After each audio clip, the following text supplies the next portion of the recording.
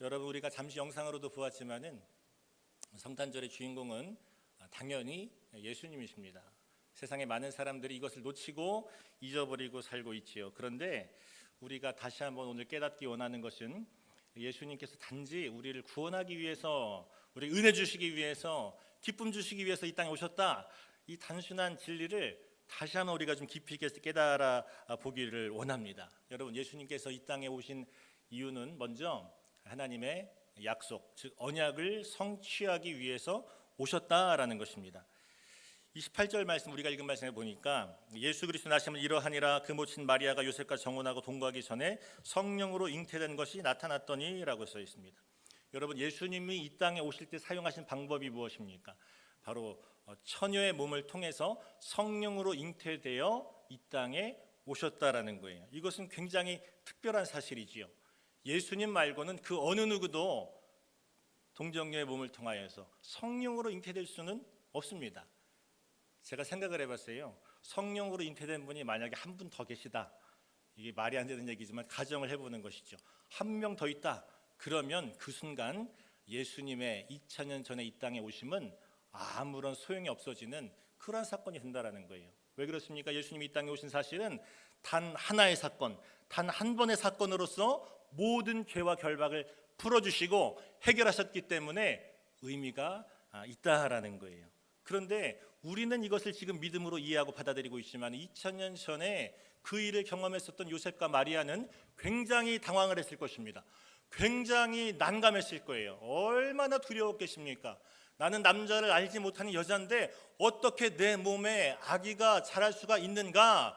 이것은 굉장한 두려움으로 다가왔을 거예요. 그런데 여러분, 생각해 보십시오. 왜 예수님께서 동정녀의 몸을 통하여서 이 땅에 오셨겠습니까? 이 말씀을 우리가 먼저 이해하기 위해서는 구약 이사야서 말씀을 이해해야 돼요. 이사야서 7장 14절 말씀에 보니까 이렇게 써 있습니다. 그러므로 주께서 친히 징조를 너에게 주실 것이라. 보라, 처녀가 잉태하여 아들을 낳을 것이요 그의 이름을 임마누엘이라 하리라. 할렐루야. 임마누엘이라 하리라. 그래서 우리가 예수님을 임마누엘의 예수님이라고 그렇게 이야기를 합니다. 여러분, 제가 지금 읽어드린 이 이사야서 말씀은 예수님께서 태어나시기 자그마치 700년 전에 이사야 선지자 입술을 통해서 선포가 된 말씀이라는 거예요. 여러분, 그렇다면은 예수님의 이 땅에 오심과 그로부터 700년 전에 이사야 선지자 입술을 통해서 선포된 그 말씀이 과연 무슨 관계가 있냐라는 것입니다. 도대체 무슨 관계가 있냐는 거예요. 이 이사야서 말씀이 선포되었을 때에는, 그때에는 이 이사야 선지자가 남왕국 유다라는 나라의 선지자로서 활동을 하고 있었어요. 쉽게 이야기하면은 이스라엘이 북왕국 이스라엘과 남왕국 유다로 나누어져 있었습니다. 지금의 우리나라처럼요. 그런데 그때 이사야는 남쪽 유다 나라의 선지자였다라는 거예요. 그런데 그 유다의 왕이 아하스라는 왕인데, 이 아하스 왕이 지금 두려움에 떨고 있습니다. 왜냐하면 북왕국 이스라엘과 아람 왕이 연합을 해서 남왕국 유다를 치러 내려오려고 하는 순간이에요. 얼마나 두렵겠어요. 지금도 북한에서 핵을 가지고 이렇게 협박을 막 하는데, 그러지 않을 거라는 걸 알면서도 사람들은 불안감에 휩싸이는 것이 사실입니다. 그런데 그 당시 아하스 왕은 얼마나 두려웠겠습니까? 쳐들어오기만 하면, 그들이 내려오기만 하면 이들은, 남한국 사람들은 죽을 뿐만 아니라 포로가 되고 아하스 왕도 생명이 보장받지 못하는 상황, 즉 진퇴양난의 상황이라는 것입니다. 그런데 이렇게 불안해하고 있는 아하스 왕에게 가서 이사야 선지자가 하나님의 말씀을 대언하라는 거예요. 두려워하지 말라, 놀라지 말라, 하나님이 지금 함께 하신다라고 이야기를 했어요. 그랬는데 우리 초대교회 성도님들처럼 믿음이 훌륭하신 분들 같으면 아멘 하고 받아들였겠지만은, 이 아하스 왕이, 여러분 아시는 분도 있겠지만 또 성경 말씀 이사야서 읽어보면 아시겠지만은 살짝 좀 이상한 사람입니다. 믿음이 부족한 사람이에요. 그래가지고 그 이사야 선지자의 말을 아하스 왕이 받아들이질 않습니다. 그러니까 하나님이 이사야 선지자를 통해 가지고 다시 한번 말씀하시는 거예요. 야, 이사야야, 너 아하스 왕에게 가서 나에게 징조를 구하라라고 구하게 해달라는 그런 기도를 하도록 네가 좀 얘기 좀 해줘라, 이렇게 이야기를 한 거예요. 여러분, 징조가 무엇입니까? 우리가 기도할 때 징조가 필요해요. 여러분, 문제가 있을 때 징조를 보여달라고 기도하십시오. 징조를 구하는 기도가 결코 나쁜 기도가 아닙니다. 성경 말씀을 봐도 모세도 징조를 보고 주의 사명을 감당했어요. 엘리야 선지자도 손바닥만한 구름만 떠올라도 그것이 하나님의 뜻인 줄로 알겠습니다라고 고백하고 나아갔을 때 하나님의 기적을 체험하게 되었다라는 것입니다. 여러분, 그런데 이 재미있는 게요, 이 아하스 왕이 징조를 구하지 않습니다. 뭐라고 말을 하냐면은 이렇게 이야기를 해요. 17장 12절 말씀인데요, 아하스가 이르되 나는 구하지 아니하겠나이다. 나는 여호와를 시험하지 아니하겠나이다 한지라. 이게 무슨 말입니까? 나는 징조를 구하는 기도를 하지 않습니다. 하나님을 시험하지 않겠습니다. 굉장히 멋있는 말 같지만 아하스 왕을 가만히 들여다보면 이것은 멋있는 말씀이 아니라 하나님을 향한 불신을 의미하고 있다는 것입니다. 사랑하는 성도 여러분, 주님의 종을 통해서 말씀드리는 것이 있습니다. 그리고 담임 목사님을 통해서 선포되어지는 말씀이 있습니다. 주의 종들이 권면을 할 때가 있습니다. 권사님, 집사님, 장로님 이렇게 한번 해보십시오 라고 권면할 때가 있어요. 그런데 아니요 라고 하는 것은, 그것은 그 주의 종을 향하여, 선지자를 향하여 아니라고 말하는 것이 아니라 그 말씀을 전하신 하나님을 향하여 아니요 라고 거절하는 거예요. 여러분, 하나님께서는 분명히 아하스 왕에게 징조를 보여주시겠다라고 말씀하셨어요. 그런데 아하스가 거절했어요. 그런데 하나님은 참으로 인자하신 하나님, 사랑이 많으신 하나님이라는 거예요. 한 번 더 이렇게 이야기했습니다. 그래, 그러면은 이사야 선지자야, 네가 가서 이 얘기를 해라 라고 말씀하셨어요. 그때 나온 말씀이 바로 이 말씀이에요. 처녀가 잉태하여 아들을 낳으리니 그의 이름을 임마누엘이라 하라. 할렐루야. 이 말씀이 그때 나온 거예요. 여러분, 그런데 이 말씀을 지금 제대로 듣고 계시는 분들은 의문이 하나가 이렇게 싹 들 거예요, 머릿속에서. 어떤 의문입니까? 그러면 그 말씀이 선포되었다라는 것까지는 알겠는데 700년 전에 그 남왕국 유다의 상황과 마리아와 베드로의 상황과 그리고 우리의 지금의 상황이 과연 어떠한 관계가 있느냐라는 질문이 생겨야 지금 말씀을 제대로 듣고 계시는 것입니다. 여러분, 제가 정답을 말씀드리겠습니다. 2700년 전에 아하스 왕의 마음 상태와 또 2000년 전에 요셉과 마리아의 마음 상태와 지금의 우리의 마음 상태는 어찌 보면 동일하다라는 거예요. 어찌 보면 같다라는 것입니다. 여러분, 지금 우리는 코로나 때문에 아무것도 할 수가 없습니다. 코로나 때문에 아무것도 할 수가 없어요. 다 느끼실 것입니다. 예배를 지금 이렇게 드린다라는 것, 오전에도 담임 목사님 말씀하시는데 그렇게 말씀하셨어요. 꿈에도 생각 못 해봤다. 살아생전에 내가 이렇게 예배 드린다라는 것을 생각도 못 해봤다. 저도 마찬가지입니다. 이렇게 예배 드린다라는 것을 생각해 본 적이 없어요. 뿐만 아니라 저는 지금 아이들을 담당을 하고 있는데 아이들을 만날 수가 없습니다. 물론 전화는 하지요. 카톡으로 문자는 보내고 안부는 묻지요. 그런데 만날 수가 없어요. 이것은 정말 진퇴양난과도 같은 그런 상황이라는 거예요. 2000년 전에 요셉과 마리아도 마찬가지고 2700년 전에 아하스 왕도 마찬가지고 지금의 우리들도 마찬가지라는 것입니다. 우리는 지금 아무것도 할 수가 없다라는 거예요. 근본적으로는 죄의 문제 때문에, 환경의 저주 때문에, 다가와 있는 고난과 어려움 때문에 아무것도 할 수 없는 절대 절망적인 존재들이 바로 우리 인간들이라는 것입니다. 그런데 우리를 향하여 하나님께서 말씀하시는 거예요. 보라, 처녀가 잉태하여 아들을 낳으리니 그의 이름을 임마누엘이라 하리라. 할렐루야. 임마누엘의 주님이 우리와 함께 하신다라는 것입니다. 그 구원자 예수 그리스도를 예비하셨다라는 거예요. 그 예수님을 보내주시겠다라고 약속의 말씀을 던져주신 것입니다. 그렇기 때문에 여러분, 처녀가 잉태하여 아들을 낳으리니, 이 불가능한 상황, 여러분, 처녀가 잉태하여 아들을 낳는다는 것은 불가능한 거예요. 그러나 그 불가능을 가능케 하여 주시고 그 가능케 되어진 일로 말미암아 우리를 구원하여 주시고 우리에게 소망과 희망을 주시는 예수님의 사랑과 은혜가 2700년 전에도 2000년 전에도 오늘 2020년도에도 동일하게 임하고 있는 줄로 믿습니다. 그렇기 때문에 이 말씀은 그때만 능력 있는 말씀이 아니라 오늘도 우리에게 능력이 되는 줄로 믿습니다. 할렐루야. 여러분, 임마누엘의 주님, 우리와 함께 하신다라고 주님이 오늘 우리에게 말씀하고 계십니다.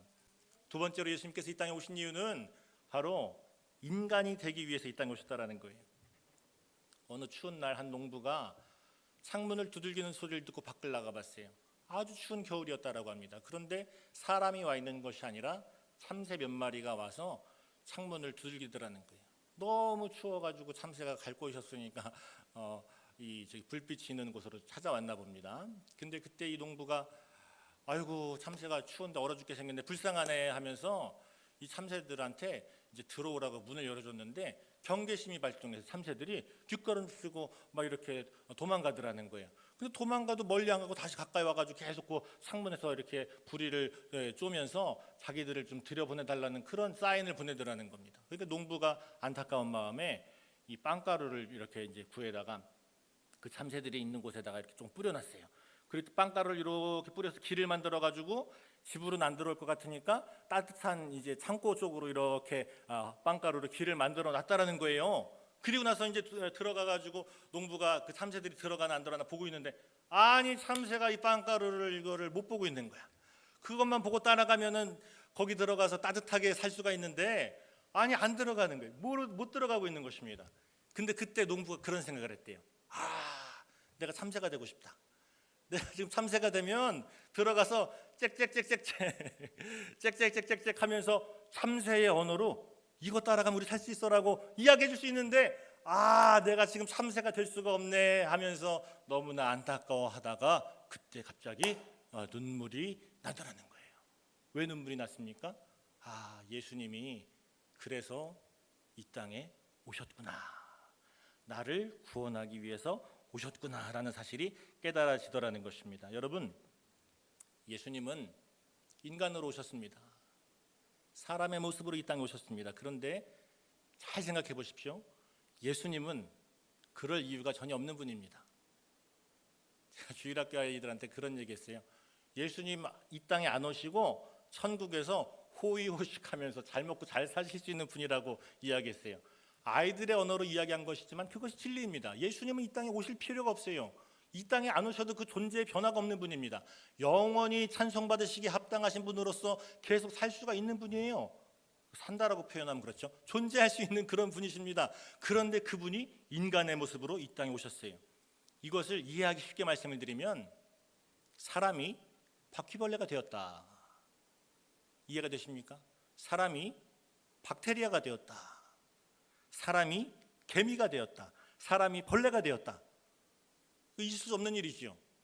불가능한 일이죠. 그러나 예수님이 인간의 몸으로 이 땅에 오신 것은 우리가 바퀴벌레 되는 것보다 우리가 세균 덩어리가 되어버리는 그것보다 더 힘든 일이라는 거예요. 왜요? 그분은 완전하신 분이기 때문에 만왕의 왕, 세상 이 온 인류, 온 우주 가운데 모든 이름 위에 뛰어나신 분이기 때문에 인간의 모습으로 이 땅에 오실 이유가 전혀 없는 분이었다라는 것입니다. 사람이 바퀴벌레 되는 것이 더 쉬운 일이었다라는 거예요. 그런데 이것은요, 여러분, 철저한 신비이지만 또한 처절한 신비라는 것입니다. 예수님께서 왜 처절하게 인간의 모습으로 이 땅에 오셨습니까? 이유는 단 한 가지입니다. 우리를 사랑하셨기 때문에 그렇습니다. 여러분, 우리가 이 사랑이라는 단어를 너무나 자주 이야기하기 때문에 이 진리를 놓쳐버릴 때가 종종 있다라는 거예요. 이 예수님의 사랑의 의미와 깊이를 우리가 잊어버릴 때가 너무나 많이 있다라는 것입니다. 여러분, 생각해 보십시오. 예수를 믿지 않는 사람들도 사랑에 대해서 이야기를 합니다. 예수를 믿지 않는 사람들도 사랑한다라고 고백을 합니다. 그런데 세상 사람들한테 물어보는 거예요. 사랑이 무엇이냐? 당신이 생각하는 사랑이 무엇이냐라고 물어본다면 많은 사람들이 이렇게 이야기합니다. 특히 젊은 친구들이 이렇게 이야기해요. 사랑이요? 사랑은 설레이는 마음입니다. 콩닥콩닥 뛰는 마음입니다. 이 자리에 뭐 몇 분 안 계시지만 여러분 사랑해 보신 적이 있잖아요. 지금도 사랑하시잖아요. 콩닥콩닥하는 마음, 설레이는 마음, 보고 싶은 마음, 그거 사랑이지 않습니까? 어떤 사람들은 사랑을 이야기할 때 생존을 위해, 사람이 생존을 위해서 뇌에서 벌어지는 화학작용이다, 이렇게 과학적으로 분석을 하는 사람도 있더라고요. 그런데 여러분, 사랑이라는 것은 그렇게 간단하고 쉽게 이야기할 수 있는 부분이 아니라는 것입니다. 여러분, 우리는 어떤 존재에 대해서 이야기하기 위해서는 그 존재가 언제 어떻게 시작되었는지를 설명할 수 있어야 되는 거예요. 권시열 목사 어떤 사람입니까? 지금은 천국 가셨지만 권영기 목사님과 염영아 사모님 사이에서 79년도 4월 8일 날 태어난 남자아이가 권시열 목사예요. 언제 어떻게 태어났는지 어떻게 시작되었는지를 분명히 말할 수 있어야 그것이 진짜 정의가 되는 거예요. 여러분, 사랑이 어디서 시작되었습니까? 사랑이라는 감정은 도대체 어디에서 온 것입니까? 성경이 대답하고 있어요. 요한일서 말씀에 보니까 그렇게 써 있어요. 하나님이 우리를 사랑하시는 사랑을 우리가 알고 믿었으니 하나님은 사랑이시라. 여러분, 사랑은 하나님으로부터 온 것입니다. 많은 사람들이 이야기합니다. 당신을 사랑해. 근데 이건 좀 감정이 좀 메마른 사람이죠. 어떻게 표현합니까, 사랑을? 보통 영원히 사랑한다라고 그래요. 영원히 사랑한다. 혹시 집에서 같이 사시는 분들께서 이 자리에 앉아 계신 분들에게 내일까지만 사랑해, 이렇게 말한다면은 심각한 고민을 해보셔야 되는 거예요. 내년까지만 사랑해. 올해가 6일 남았어. 올해 연말까지만 사랑할게. 이렇게 말을 하는 사람은 없어요. 내가 뭐 죽을 때까지 사랑해도 있지만 사실 그거 생각해보면 그거 되게 별로 좋은 얘기 아니에요. 영원히 사랑해가 제일 좋은 것이죠. 죽어서도 사랑해야 되니까, 천국 가서도. 근데 많은 사람들이요, 영원히 사랑한다라고 이야기하는데 그 영원이 무엇입니까, 여러분? 이 세상에는 존재할 수가 없는 거예요. 이 땅에는 존재할 수 없는 것입니다. 사랑이라는 감정은 이 땅에서 시작된 것이 아닙니다. 영원한 하나님, 주님으로부터 왔기 때문에 우리는 주님으로부터 그 사랑을 깨달아 알아야 된다는 거예요. 혼자 사랑하는 분이 있습니까? 혼자 살면서 사랑하는 분이 있어요? 나는 나를 사랑해. 그건 좀 다른 얘기죠. 그건 존중의 의미니까요. 여러분, 사랑이라는 것은 두 사람이 있어야 돼요.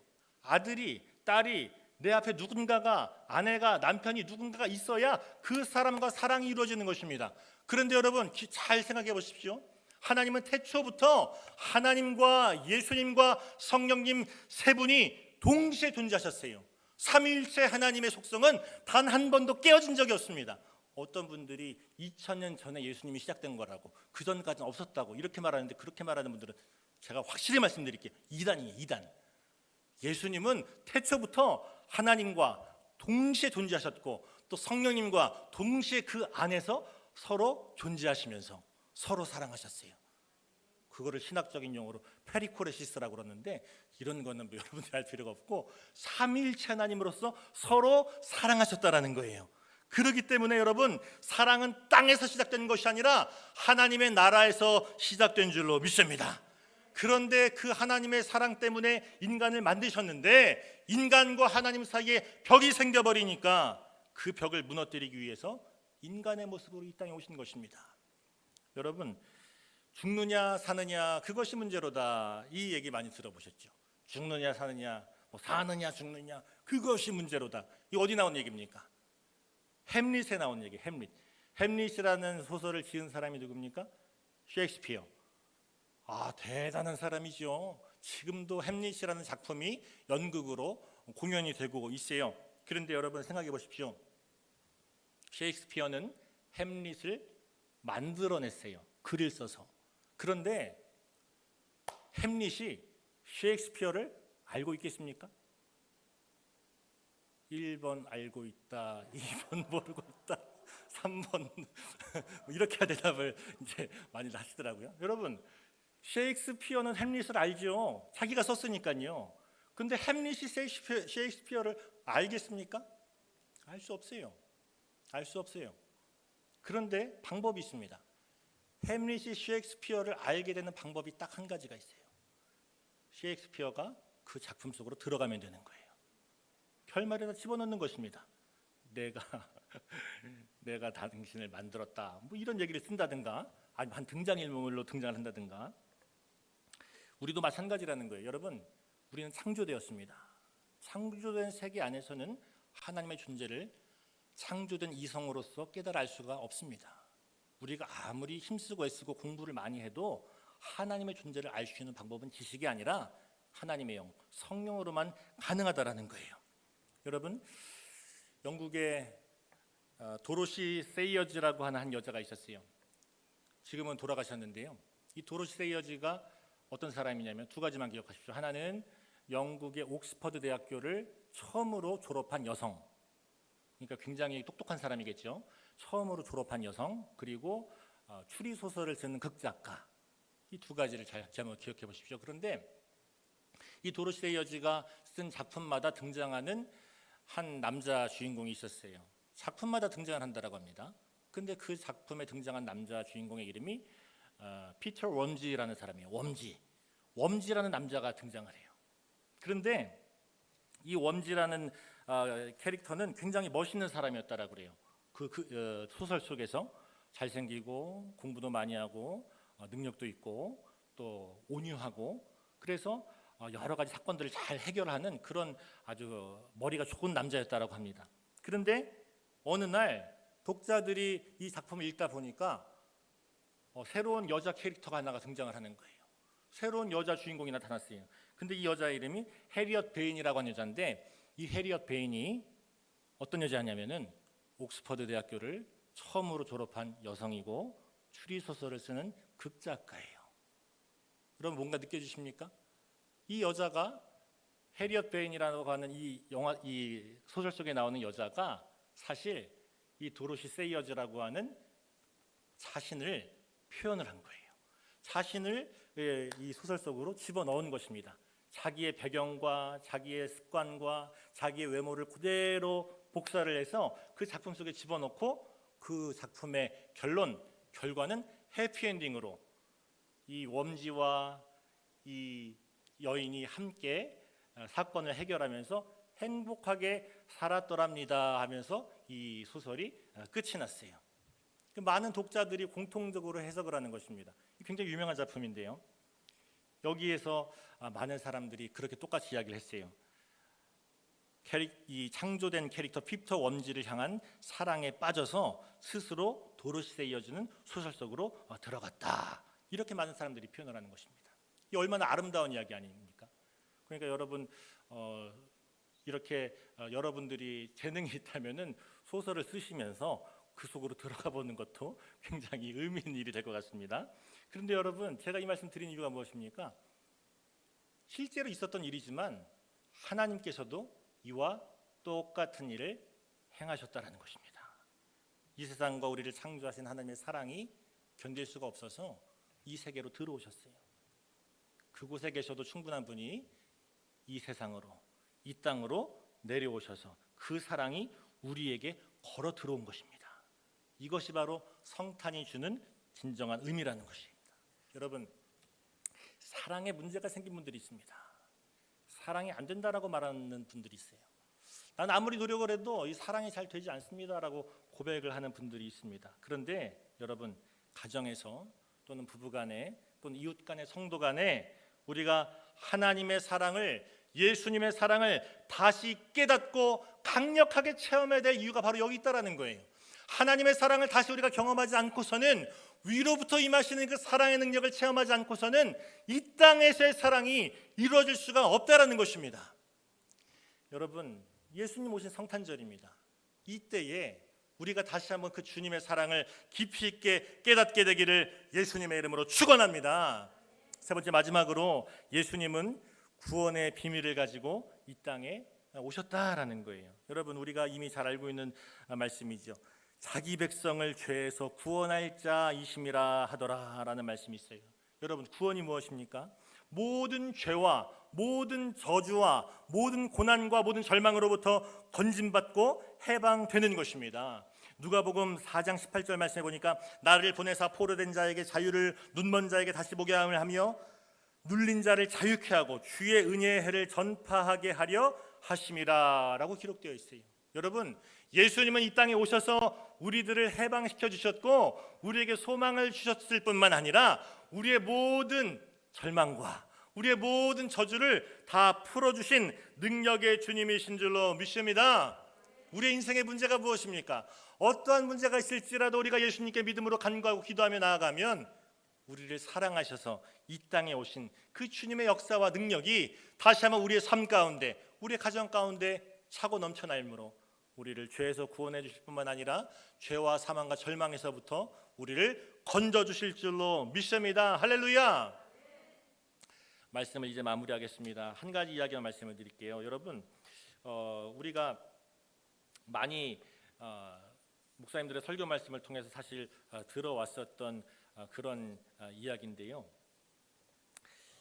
그 미국에서 원래 쓰여진 이야기인데 이게 이제 우리나라에도 번역이 돼가지고 성탄절 때마다 이렇게 뭐 극장에서도 공연이 되고 많은 교회에서도 이렇게 성극으로 그렇게 이제 공연되었던 작품이 있어요.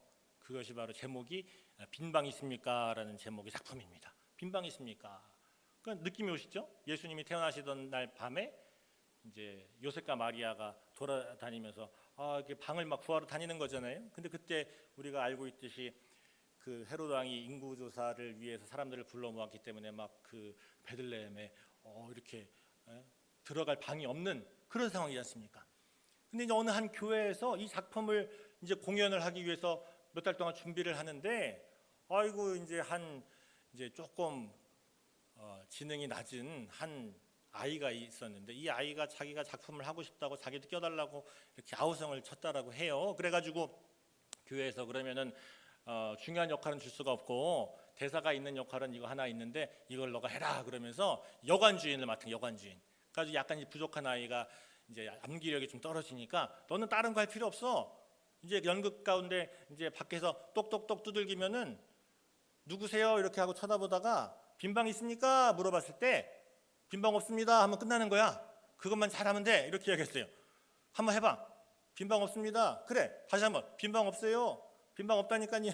빈방 없어요. 그래 그거야. 빈방 없다는 얘기만 한마디만 하면 되는 거야. 그렇게 3개월 정도를 연습을 잘 해가지고 이제 크리스마스 날 12월 24일 크리스마스 이브에 이제 공연을 하는데 이 친구가 이제 딱 공연을 하는 순간 긴장을 많이 한 거예요. 그때는 코로나가 없었을 때니까 성도님들도 많이 와 계시고 막 그랬나 봅니다. 그러니까 이제 요셉과 마리아로 분장한 이제 친구들이 똑똑똑 두들기면서 여관 주인한테 물어보는 거예요. 이 모자란 아이한테 빈방 있습니까? 그런데 이 친구가 이제 대답을 해야 되잖아요. 빈방 없습니다 해야 되는데 갑자기 대사를 안 하더라는 거예요. 빈방 있냐고요? 그러니까 또 가만히 대사를 안 하더라는 거예요. 그러니까 아이고 이거 대사를 까먹었나 보다. 큰일 났다. 어떡하냐 이러고 있는데 갑자기 이 친구가 하는 말이 빈방 있습니다 그러더라는 거예요.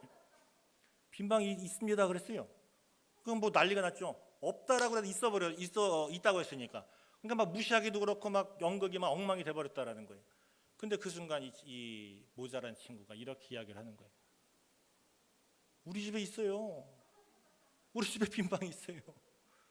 내 방 비었어요. 예수님 내 방으로 오세요. 예수님 내 방으로 오세요. 그러면서 울었대요. 그래서 연극이 끝나고 나서 물어본 거예요. 야, 또 그거 하나도 못해? 빈방 없습니다 하면 되는데 왜 그걸 안 해가지고 이렇게 엉망을 만들었어? 라고 물어봤더니 이 친구가 그러는 거예요. 어떻게 없다고 그래요? 우리 집에 있는데. 이게 웃긴 얘기인데요. 사실 웃긴 얘기지만 생각해 보게 되는 이야기더라고요. 여러분, 여러분의 마음 가운데 빈방이 있습니까? 여러분의 삶의 자리에 빈방이 있습니까? 누군가를 초대하고 초청할 수 있는 또 예수님의 오심을 예수님이 문을 두들기실 때 오시옵소서라고 하면서 열어드릴 여러분 마음의 공간이 있습니까? 우리가 코로나 때문에 사실 어려운 시기를 지나고 있어요. 어둠의 시기라고 하지요. 아무것도 할 수 없다. 그러나 여러분 우리는 그 가운데에서도 마음의 여유를 가지고 예수님을 초청해야 될 줄로 믿습니다. 왜 그렇습니까?